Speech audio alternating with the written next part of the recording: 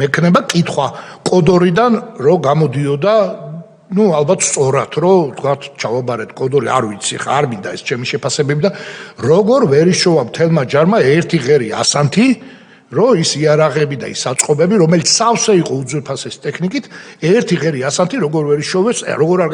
შეკითხვა მაქვს ფოთში როგორ არ გამოჩნდა ერთი ადამიანი ახლა ფოთი არის მრავალწლიანი მაგარი ქალაქი არის და ძალიან მაგარია